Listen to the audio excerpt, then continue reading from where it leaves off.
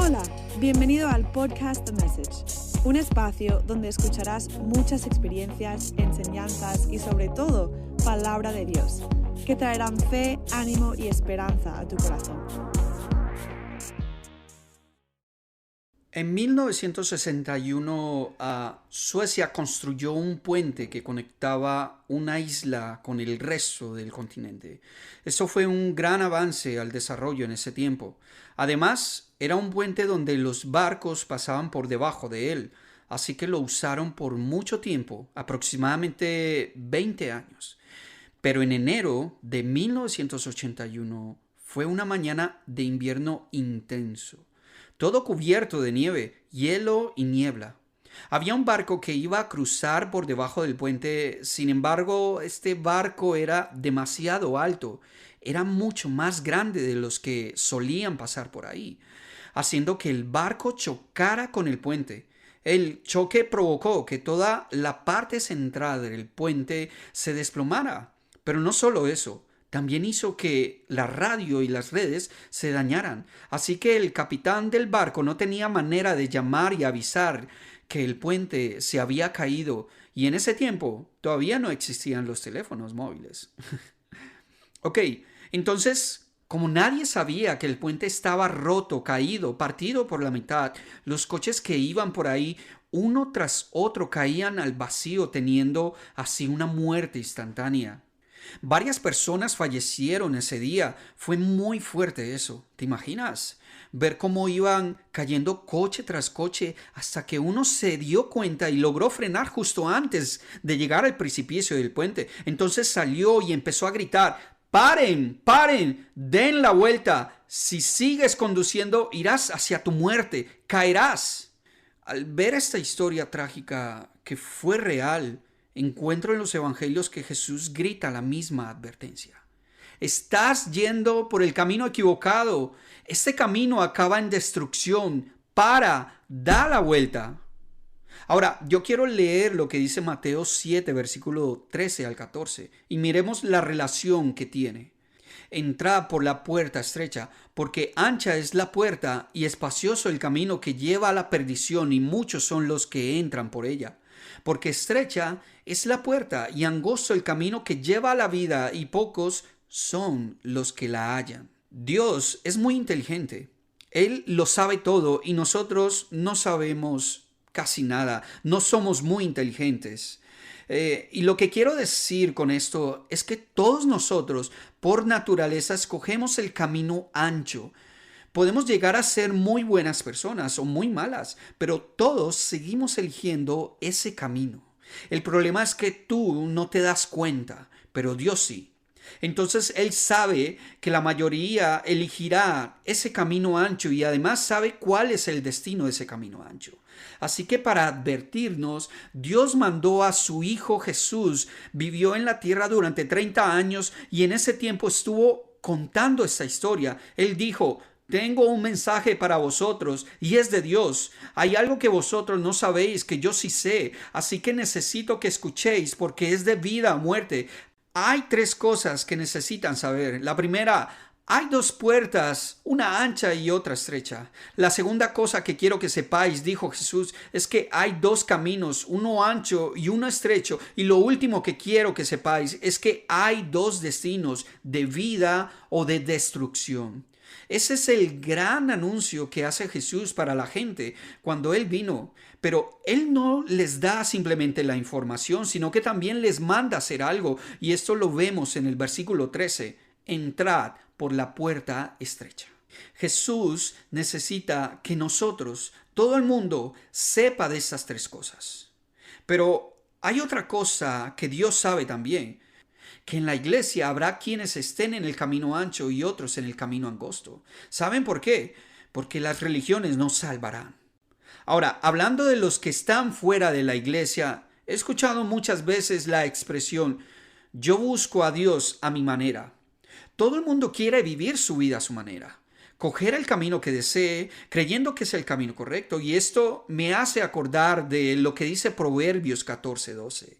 Hay caminos que al hombre le parecen rectos, pero que acaban por ser caminos de muerte.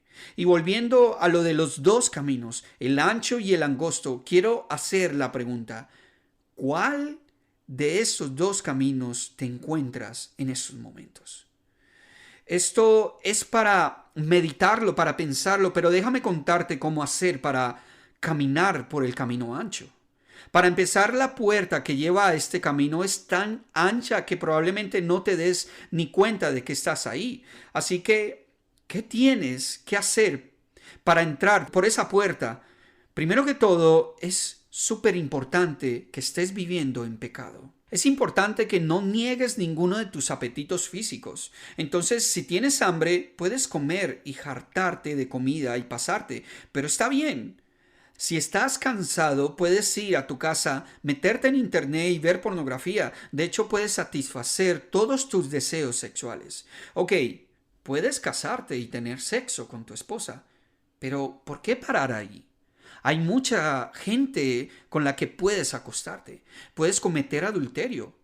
Pero, ¿sabes? No hace falta que te cases. Puedes tener sexo fuera del matrimonio o acostarte con tu novio o novia o chicos con chicos, chicas con chicas. Lo que quiero decir es que esta es la vida que puedes vivir para entrar por la puerta ancha.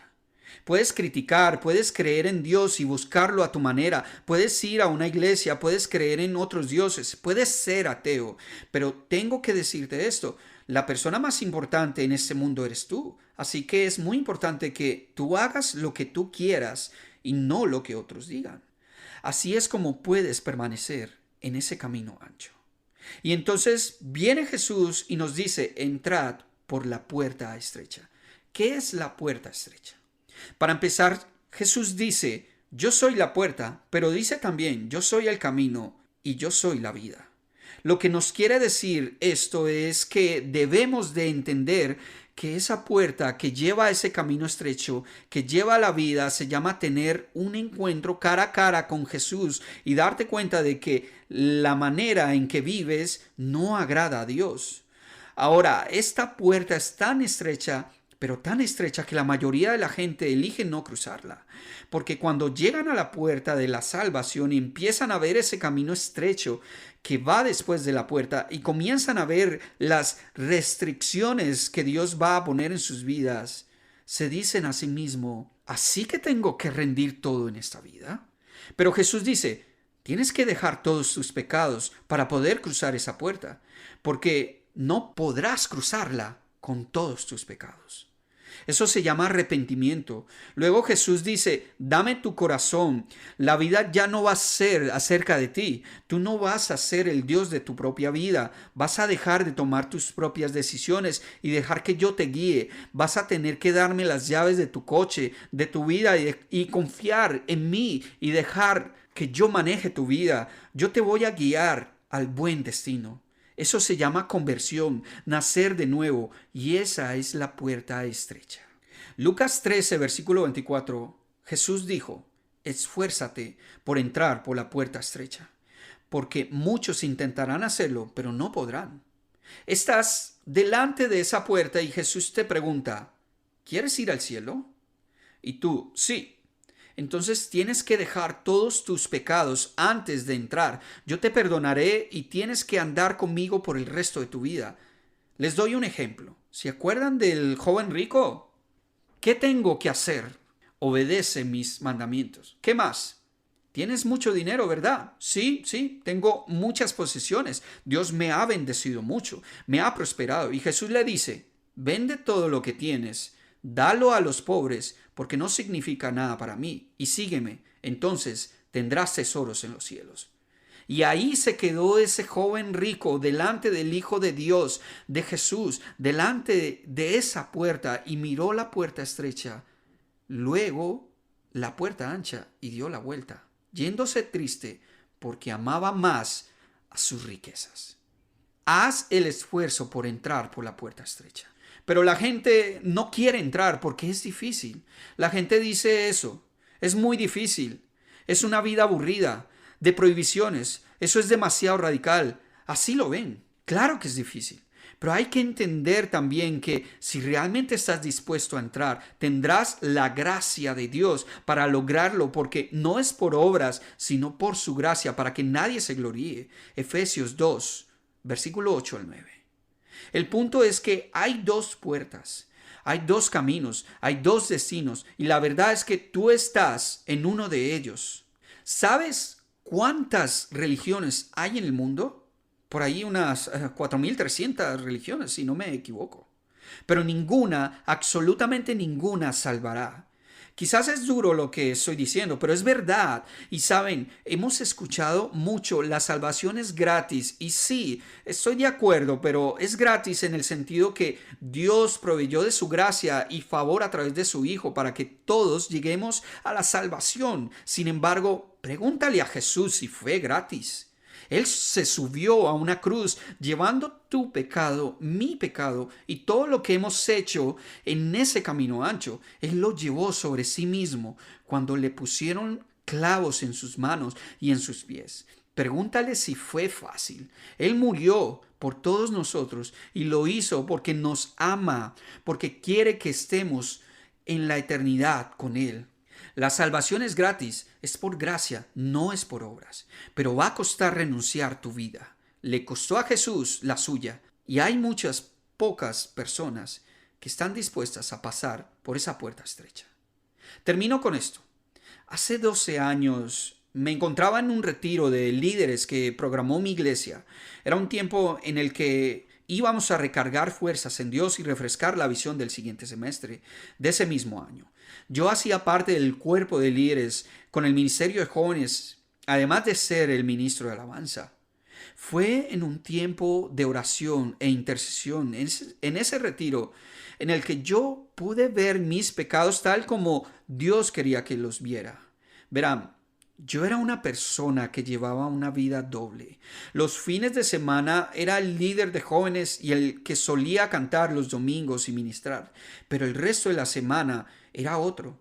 Era una persona viviendo en pecado. Iba a fiestas, me emborrachaba, era promiscuo, engañaba a una novia que tenía en la iglesia, mentía a mis pastores y muchas otras cosas más. Yo estaba en el camino ancho, yendo hacia la perdición.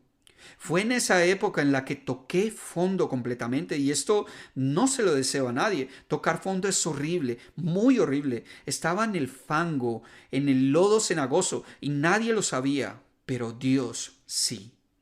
Ese día, en el tiempo de oración, yo sentí un peso, una carga tan pesada en mis hombros. Y era como estar frente a Jesús y sentirme tan sucio y tan separado de Él por mis pecados que me quebranté y empecé a clamar a Él, porque sabía que iba directo al infierno si seguía así. Confesé mis pecados a Jesús y de repente siento cómo se levanta esa carga pesada de mis hombros y al mismo tiempo empezar a ser limpiado. Yo nací de nuevo ese día. Ese día empezó mi regeneración, mi proceso de transformación en Cristo.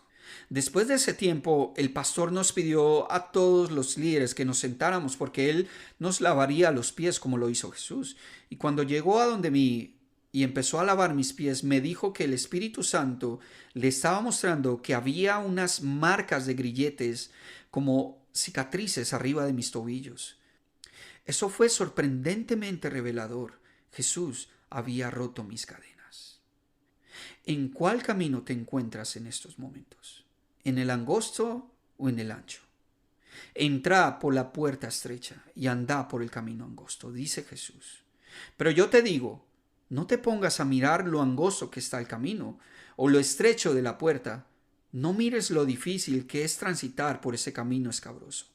Mira a Jesús. Pon tu mirada en Él, entrega tus pecados. Él es la salvación, es la gracia para que camines por ahí. Es el premio mayor. Él completa tu fe. Él es el Señor. Entrega tu vida y síguele. Hay esperanza en Cristo Jesús.